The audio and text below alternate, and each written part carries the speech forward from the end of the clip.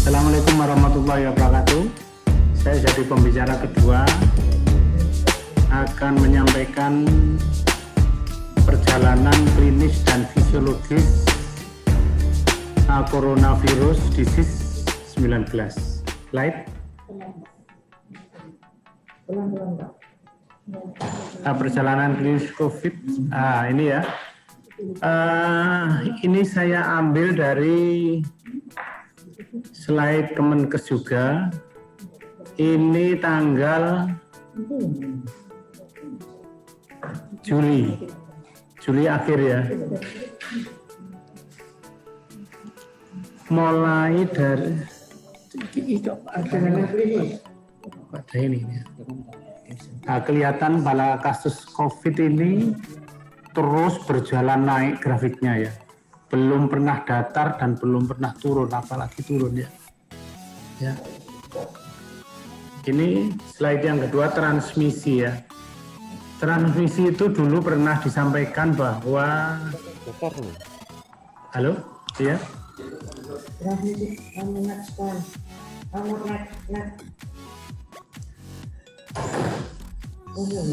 Nah, transmisi.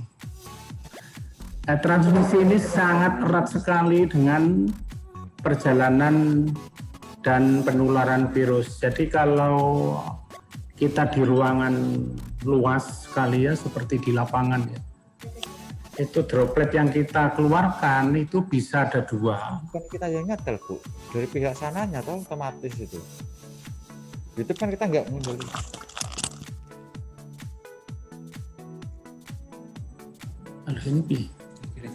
Ini sudah ya.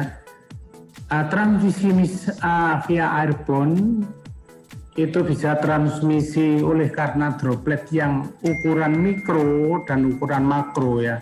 Yang ukuran makro itu bisa jatuh ke tanah ya, bisa nggak menular mungkin ya, tapi lama-lama terhirup oleh orang yang dekat oleh karena sebaran oleh angin. Tapi droplet yang kecil sekali itu terbawa oleh angin ya, terbawa oleh angin, dihirup oleh orang lain yang dekat sehingga menimbulkan penularan. Nanti apalagi ada di dalam ruangan yang ber-AC, yang sempit, banyak orang di situ, sehingga penularan lewat airborne itu sangat menularkan. Akhirnya load virus itu bisa dihirup orang lain, di situ menimbulkan kasus menderita COVID penularan sehingga menyebar secara cepat. Anjuran ini berhubungan dengan penggunaan 3M ya, masker, kemudian mencuci tangan, kemudian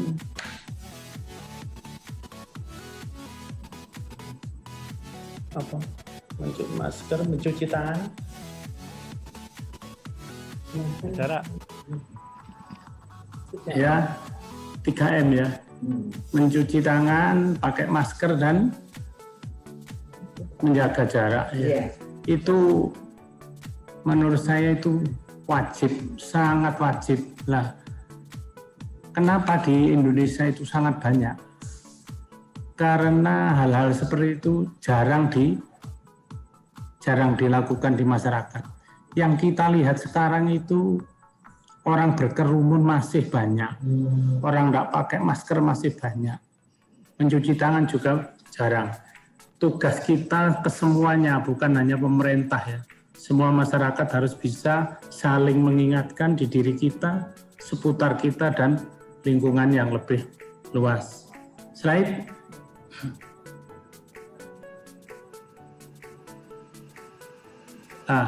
Ini adalah patofisiologi di dalam jaringan paru. Yang pertama dari sisi kanan atas itu tulisannya healthy, yaitu itu pertukaran darah, CO2 dan oksigen yang sangat lancar.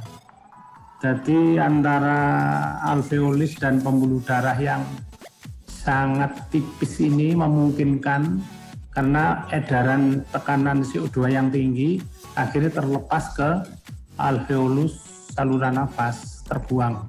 Sedangkan dari udara ada tekanan O2 yang tinggi sehingga masuk ke alveoli melalui surfaktan dan masuk pembuluh darah. Kemudian yang berikutnya adalah yang terinfeksi.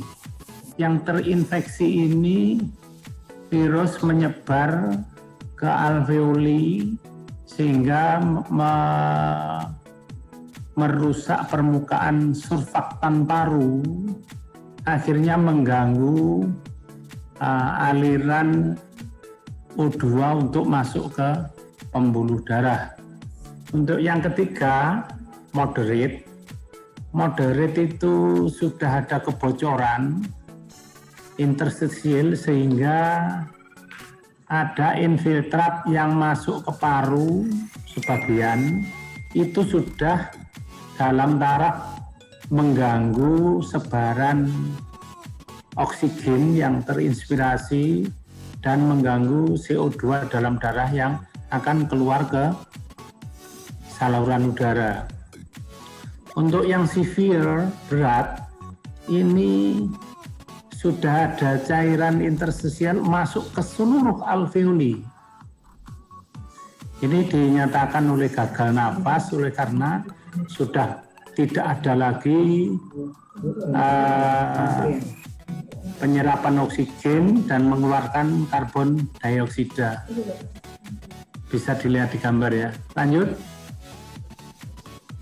Lanjut lagi, ini sama gambarnya. Nah, gejala-gejala yang perlu kita ketahui ya. Ini demam itu 88% ya.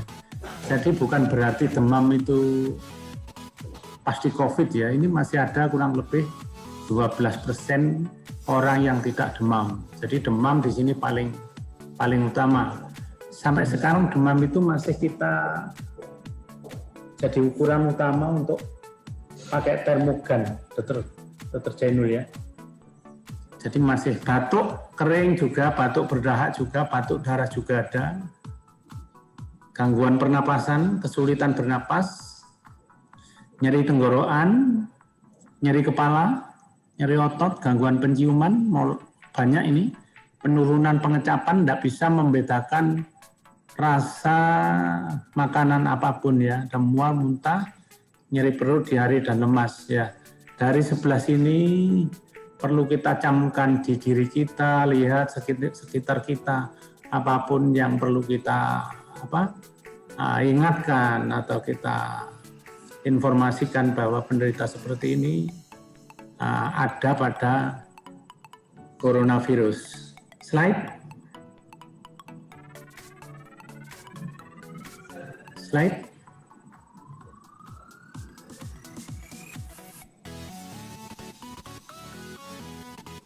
Ya ini itu tadi gejala yang ada di paru, sebagian ada di organ lain, bisa ada di otak, ada stroke, CVA, ada konvulsi, ada inflamasi, ada di mata, konjungtivitis, inflamasi kornea, ada anosmia, kardiovaskuler dari hati, peningkatan enzim, transaminitis, ada intestinal, ada ginjal, akut kidney injury, proteinuria, dan neurologis.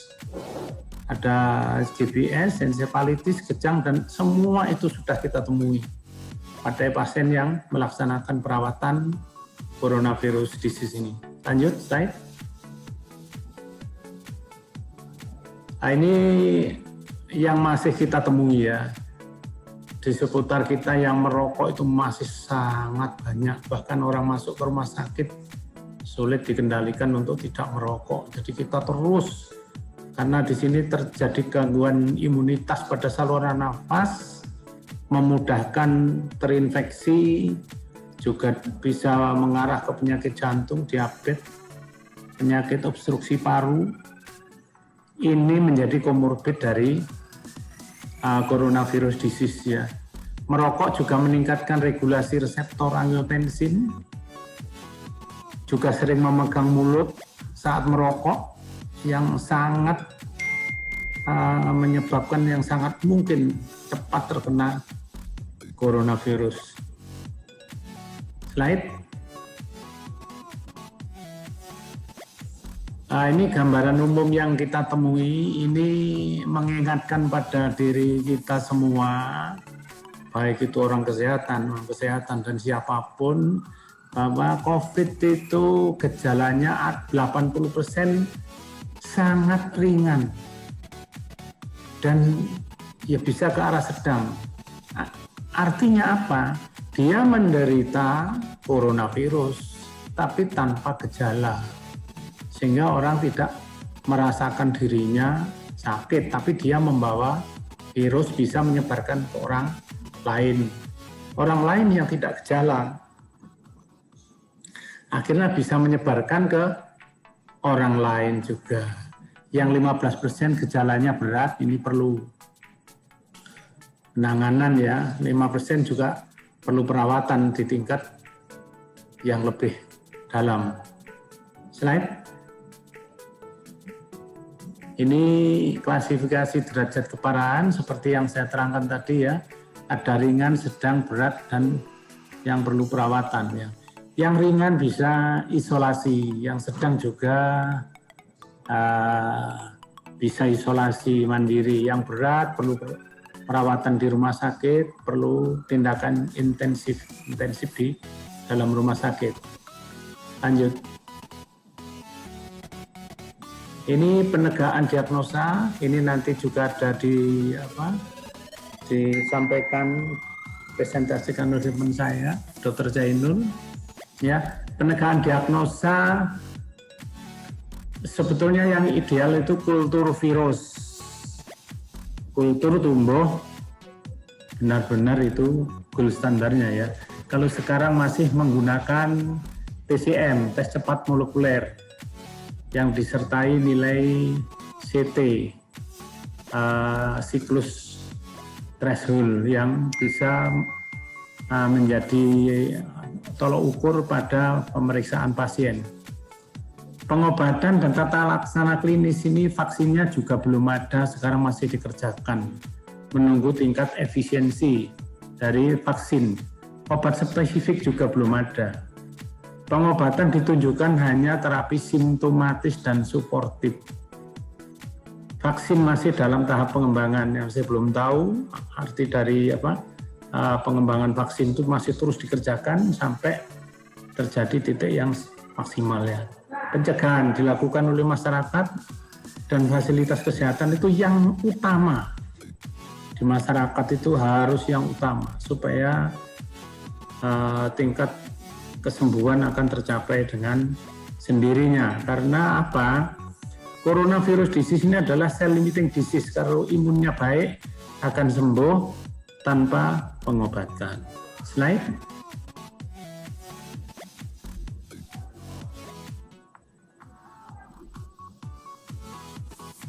Nah, ini definisi operasional yang telah dikeluarkan oleh Kemenkes.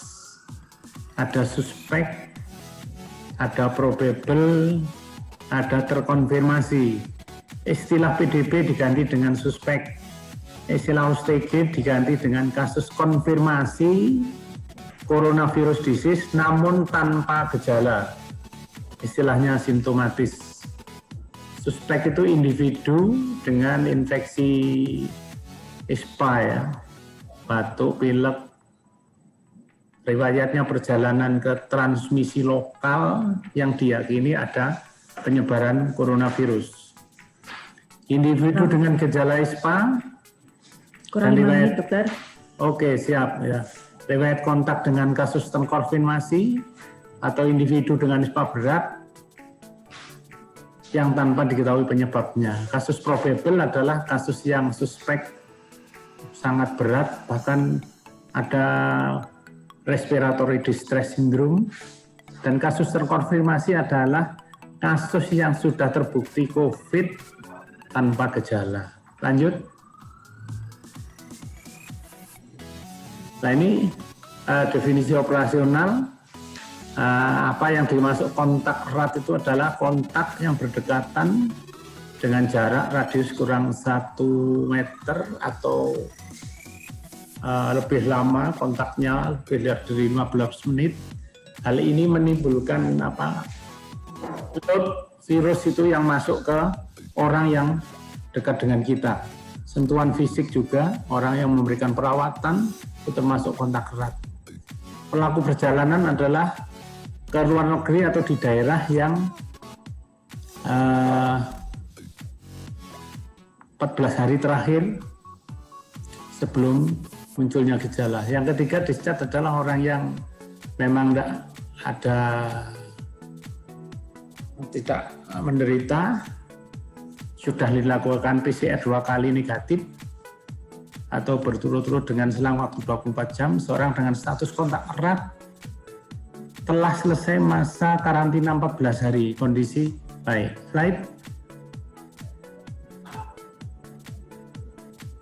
Ini istilah evaluasi ya, evaluasi selesai isolasi, pulang dan sembuh itu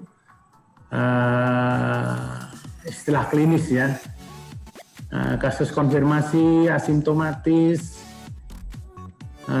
tanpa follow up dihitung 10 hari, isolasi mandiri sejak terdiagnosis. Berarti orangnya bisa melakukan isolasi mandiri. Isolasi ini bisa beberapa macam ya.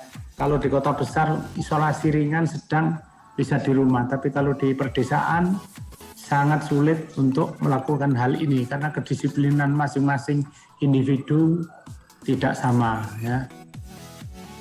Istilah sembuh adalah memenuhi kriteria isolasi, dikeluarkan surat pernyataan selesai oleh DPJP, pasien konfirmasi dengan gejala berat kritis, hasil follow up PCR persisten positif, dan PCR masih mendeteksi elemen virus tidak aktif ya. Keluhan ini biasanya tidak ada keluhan dengan laboratorium plus radiologi negatif, pasien dinyatakan sembuh. Lanjut.